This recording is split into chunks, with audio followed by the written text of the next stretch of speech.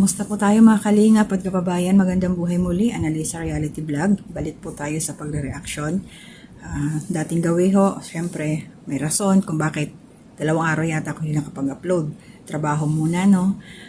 Kailangan i-prioritize. So ito, habang nagre-relax ngayon, medyo hindi masyadong hectic ang ating gawain dito. Naka-break time po ako, tanghali dito. So, hindi ko na sana ito itutuloy na reaksyonan. Yung patungkol doon sa laging live ni Papa Shider, no? As of now, ano na siya 4 na araw na yung nakalipas. Pero, meron kasi ako napanood na isang reels sa Facebook, no? Galing kay kababayan Lynn Joy Vlog.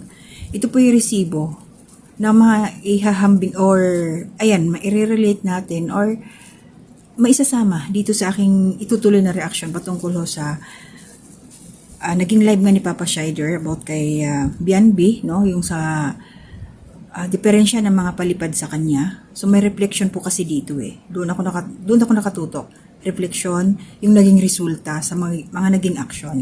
Pero bago ang lahat, to my new subscribers, thank you po sa suporta. Welcome po sa aking munting kubo.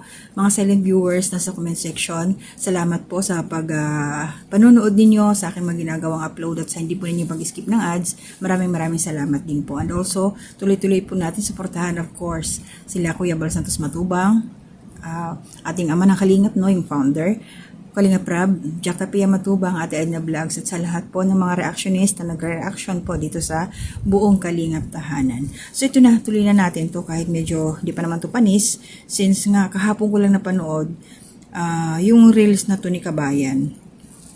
So, ito muna, pakinggan natin, panuorin ho natin yung resibo ko. Shoutout kay Papa Shider, credit po sa iyo, no? Ito siya, wala man siyang kinuhang clip o anuman, legit po ito, no? Kasamahan namin na nagre-reaction. So ito po yung kanyang naging banat, no? Patungkol doon sa kanyang naobserbahan na halos wala nang nagpapalipad, no? So bakit kaya halos wala nang nagpapalipad? So ito yung nakita ko sa reels, mamaya isi-share ko sa inyo, isa sa rason. Panoorin muna natin. Ito na nga guys, meron na akong nasagap at meron din na naman akong napansin guys about doon sa live ni Bianbi. Bakit? Ano ang napansin ko sa live ni Bianbi?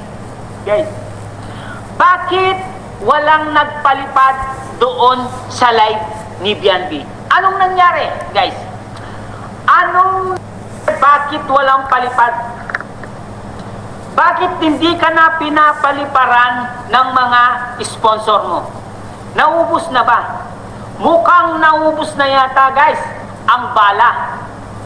Mukhang naubos na yata ang bala ng mga sponsor mo. Ito na nga sinasabi ko Natalbugan ka na. Natalbugan ka na ni Joy Diwata. Oo guys, natalbugan na. Kasi si Joy, hindi man nagla-live si Joy Diwata. Nag-upload lang siya. 15 hours, 60,000 views kagad. 61,000 views kagad. Ikaw, nag-live ka kanina. Siguro yung nagpalipad, mga 5, 3, ganyan na lang yan nagpapalipad sa'yo. Ano nangyari? Bakit nangungulelat yata ang mga sponsor mo? Bianbi, ano na nangyari sa mga big sponsor mo? Bukang nangungulelat yata. Dati ang lakas-lakas ng palipad sa'yo Maabot ng 100,000 100,000. Tapos 150,000. Ngayon wala na. Nangyari. Paano na? May kaso ka pa naman May kaso pa naman yung pamilya mo. Tapos ngayon mahina na yung palipad. Aray ko. Paano na ang buhay? Paano na tayo? Paano na si Kabiansot? Anong nangyari sa inyo? Bakit tumina yata? Okay, yun po mga kababayan at kalingap, si Papa Shider. So napanood niya, nasilip niya, no? Kunti na lang ang nagpapalipad. Ako yung nag-reaction nung una, no? Kasi nung first time na nag-live siya, grabe. Nung after na monetized, umabot ng halos 100,000 ang kanyang mga nagpalipad. And then, second live niya, bumaba, no? Almost, sabi natin, lagpas lang ng kalahati, no? So, ito ngayon, unti-unting nawawala na. Unti-unting kunti-kunti na lang nagpapalipad. Sabi ko nga baka na napurdoy na, no? Naubos na. Pero, ito mga kababayan, i-attach ko sa screen na, no? Shoutout po kay kabayan Lynn J. Vlog. Meron kasi siyang nakitang comment. Hindi ko alam kung saan galing yung komento na to. Sabi dito, ang nagkomento, walang pangalan, nandito siya. Sabi niya, ikaw madam, kailan at hanggang kailan ka magpalipad sa pamilya ni Bian? Kasi ako nagising na.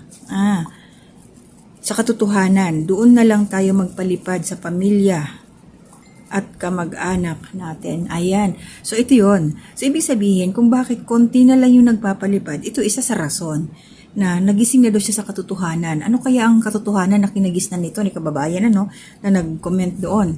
So, instead na magpalipad daw siya doon sa pamilyang yun, doon na lang sa kanyang sariling pamilya. So, baka namasmasan, baka natanggal na yung piring sa mata niya, na ganito pala yung mga ginagawa. Taliwas. Kumbaga, lalo na't ngayon, alam natin na may kakaharapin ito na patawag kaso galing kila Kuya Bal, no? So, entonces, yung mga nagpalipad noon, sa umpisa lang yon, siya sinoportahan. Ngayon, unti-unti nang nawawala. So, paano na yan? Kawawa. So, ano sinasabi ko ditong reflection kabayan, mga kababayan at kalingap, dyan sa aking thumbnail, no? Ito ngayon ang para sa akin, salamin, refleksyon, magpapatunay na once na ikaw, tayo, o kahit sino, na tinulungan tayo pagkatapos, babastusin natin ang tumulong, no? Kung ano-ano ang gagawin. Katulad ng nangyari, di ba?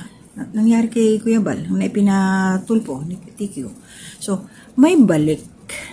So, ito na ba yung balik? Ako yung nagtatanong lang po. Ito na ba yung balik na ngayon unti-unti nang humihina imbis na lumakas ang kanyang YouTube channel? Naungusan na ni Joy, no? Naungusan na siya sa subscribers. Tapos, kahit sa views dyan sa upload, no? So, kailangan ito'y maging eye-opener sa atin, itong mga kababayan at kalingap. Matuto tayo sa mga nangyayari sa ating kapaligiran. Na once na tayo ay hindi natin binigyan ng importansya, gumawa tayo ng ikasasakit ng damdamin ng mga taong tumulong sa atin, may balik. Hindi maganda ang balik. No? Kaya tama talaga yung sinasabing gumawa tayo ng kabutihan para kabutihan din ang ibabalik sa atin, no? Maisusukli. Hindi man basta yung panahon, yung pagkakataon, no? Hindi lang mga material na bagay, no? So kaya ito pa idadagdag ko, kasabihan din tayo. Kasi yung batang to yes, maganda, no? Ang ganda niya. Yung kagandahan, kumukupas yan. Hindi ang kaugalian. Sa ugali, kahit nakapiring ka, kahit nakatakip yung mukha mo, ang ugali, kung mabait ka, mabait talaga. No? Lalabas at lalabas, sisingaw at sisingaw yung kabutihan nang galing dito sa puso mo. Ganun yun. Yung parang pag nagsasalita din siya, walang sinseridad. Makikita natin no? So, baka isa rin yun, na nakita, napansin, nitong ating kababayan na nag-comment na nagising na siya sa katotohanan, kaya hindi na siya nagpapalipad. O yung iba, hindi natin alam kung ano yung rason nila, bakit wala na silang palipad. Baka, syempre, may sariling pamilya, hindi naman pwedeng, pag araw-araw sila nag-live ito, tapos papalipad, hindi mapupurdoy. Lalo na't mga nagpapalipad na yan, karamihan dyan mga OFW, na katulad ko. May mga pamilya tayo, kaya isip-isip mga kababayan, unahin ang pamilya. Okay lang naman tayong tumulong kapag meron, pero sa deserving. Sa tingin nyo ba, deserving tulungan yung ganyan? Na sila Kuya Bal nga, ang daming ginawa para mapabuti, mapaganda ang buhay nila. Naging instrumento sila, Kalingap Rab. Pero ano yung ginawa? Ano yung balik? But anyway, hindi naman laging ganon, na kumbaga kumbaga sa manok, magpapasikad na lang, magpapatuka na lang sila Kuya Bal, hayaan na lang. At least meron na silang moves, legal na galaw para maayos na. Kasi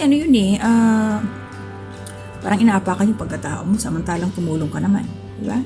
So, salamat sa iyo, kabayan, Shider, sa iyong naging reaksyon at ako po yung nakakuha ng resibo, no?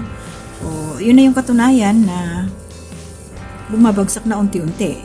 Alam niyo mga kalingap, na, di ba yung ano kasi yun siya kumbaga biglang taas, no? Biglang taas. Tapos, ang hirap ng pag lumagpak, aray, ang sakit, di ba? Ganun yun. So, di ba yung unti-unti, magbumog ka, angat ka lang angat ng angat. At habang umaangat ka, wala kang tinatapakan, no? Malinis ka lang, tuloy ka lang, wala kang sinisira ng tao, wala kang dinidisregard. Yun eh. So, yun po yung aking opinion at aking reaction ngayon patungkol dito sa nangyayari at salamat muli doon sa naging resibo ko kay kabayan Lynn J Vlog. Sana po support nyo siya mostly siya ang dami niya mga reels, no? Sila Joy, nire-reels niya. So, nakakatuwa yung kanyang mga banat doon, pampagising talaga. So hanggang dito lang muna ako. Maraming salamat sa inyo. Ingat po kayo, Nanay Solidad, Ma'am Susan Dairo, Ma'am Pia Cash, Horse Tradition, Ma'am Fleurs, kumusta po kayo? Kabayan Alminda Mix Vlog, Kabayan Taong Gala, Kalingap Tura, kumusta? Sa lahat po nandyan lagi sa aking community spotlight, Mami ITV, shout out. Sino ba? Sa lahat po ay sa 18 Red TV, shout out din. Sana okay na si sino ba yun? Si Tatay, kalimutan ko, si Tatay Batas, no? Rogelio Batas ba yun? Sana okay na siya kasi netakbo sa ospital. Mukhang nagkasakit ng napaliguan. Sana okay na. So, ingat po tayong lahat. Maraming salamat muli. Mag-iingat po tayo palagi. To God be the glory.